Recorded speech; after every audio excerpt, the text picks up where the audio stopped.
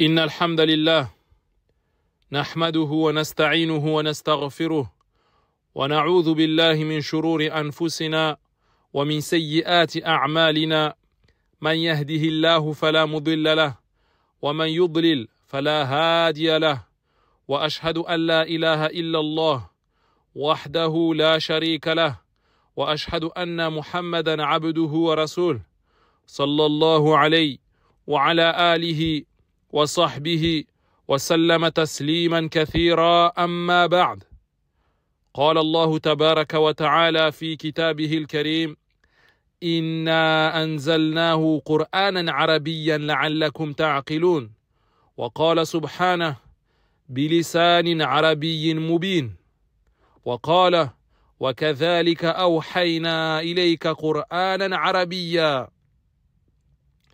Donc Allah Azza wa Jal, il dit dans le sens du verset dans Surat Yusuf, nous l'avons fait descendre un Coran en langue arabe afin que vous raisonniez.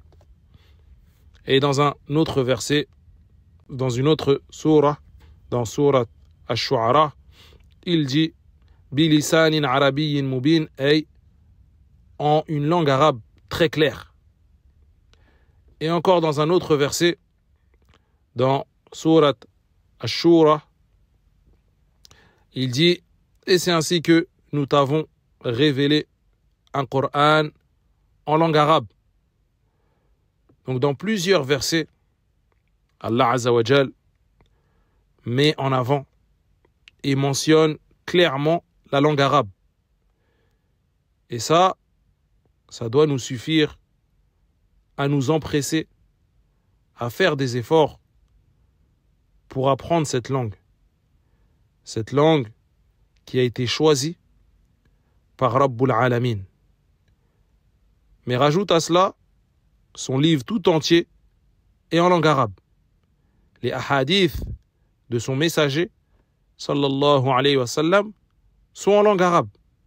Chaque musulman se doit d'apprendre cette langue, car elle fait partie de notre dîn. Tout a été révélé en langue arabe.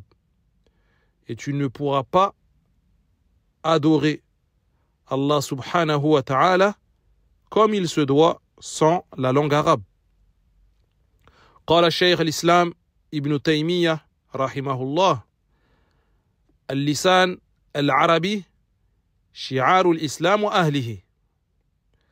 Il dit, Cheikh l'Islam, que la langue arabe est l'emblème de l'islam. La langue arabe est l'emblème de l'islam et de ses adeptes, c'est-à-dire des musulmans.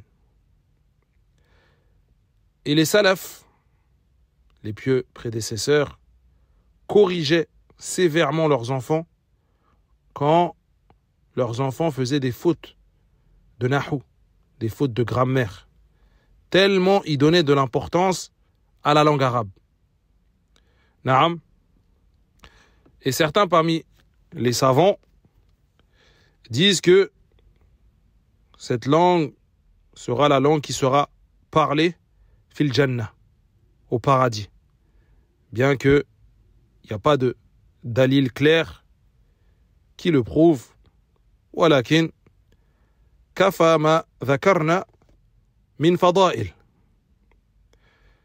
Et comme vous le savez, cette langue arabe est combattue. Combattue comme l'islam est combattu en général. A'da'ul Islam, les ennemis de l'islam, savent que cette langue est un moyen direct pour que le croyant comprenne sa religion. Donc, ils mettent leurs efforts et font en sorte d'empêcher et de nous éloigner de cela.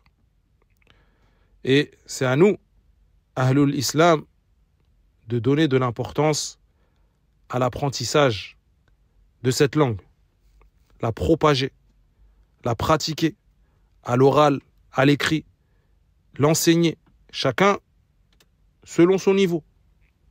chacun selon sa capacité.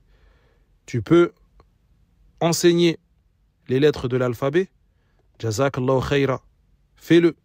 Et ne minimise pas ce genre d'adoration.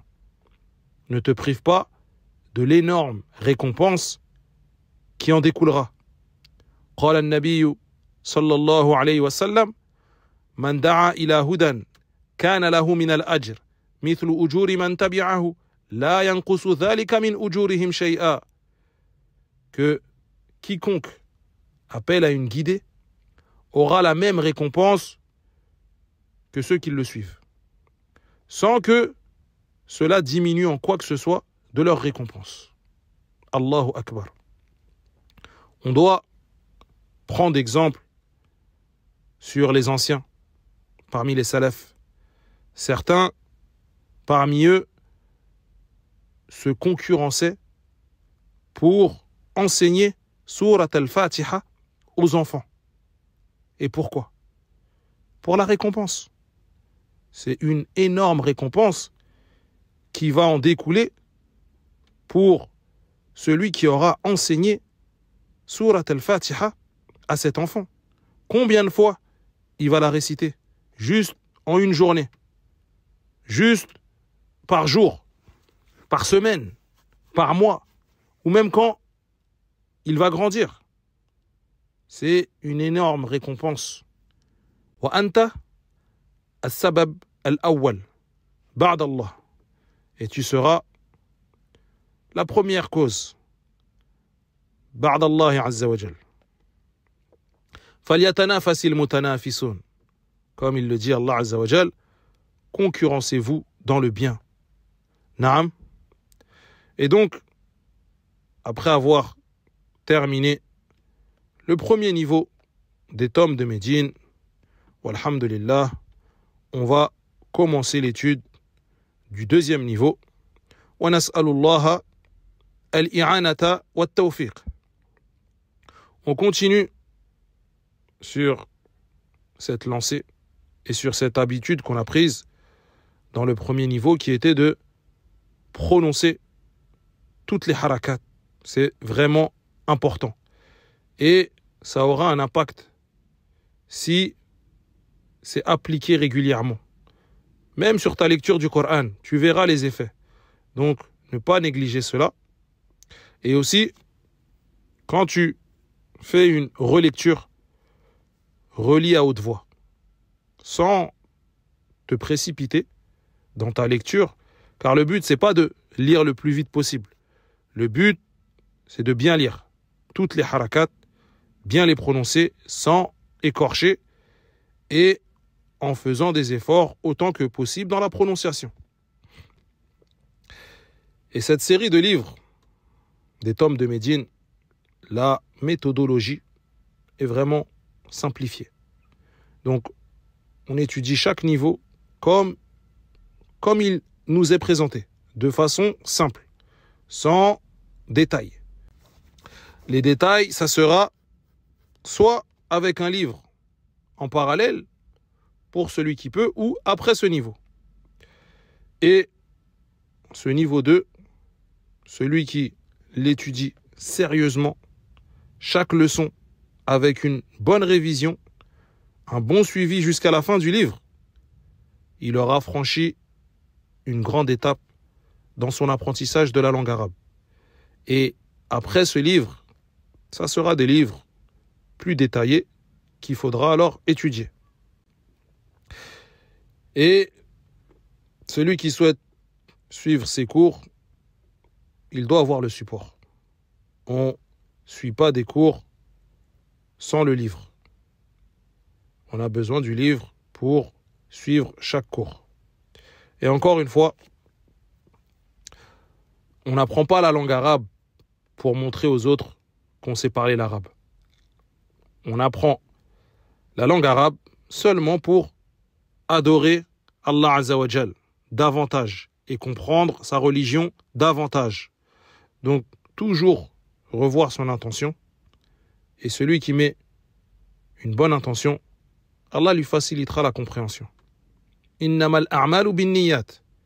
Les actes ne valent que par leurs intentions. Naam. Et celui qui n'a jamais étudié la langue arabe, l'étude de ce livre n'est pas ce qui lui correspond. Il pourra trouver les audios du premier niveau sur la chaîne avec le PDF et suivre comme il le souhaite. Et s'il fait tous les audios, il pourra par la suite passer au deuxième niveau. Taïeb. Et on va essayer de faire comme pour le premier niveau, ne pas trop allonger les cours, car la langue arabe, c'est beaucoup de règles. C'est beaucoup des règles, beaucoup de vocabulaire, des choses nouvelles. Et le but, c'est pas que ce soit lourd et chargé. Le but, c'est que le cours soit compris et on avance. Walhamdulillah.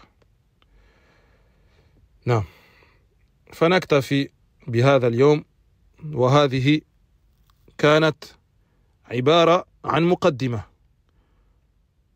Aujourd'hui, c'était seulement un aperçu et une introduction. Et le prochain cours, on commencera la première leçon بإذن الله تعالى. نسأل الله الإخلاص والتيسير للجميع وسبحانك اللهم وبحمدك أشهد أن لا إله إلا أنت أستغفرك وأتوب إليك. بارك الله فيكم.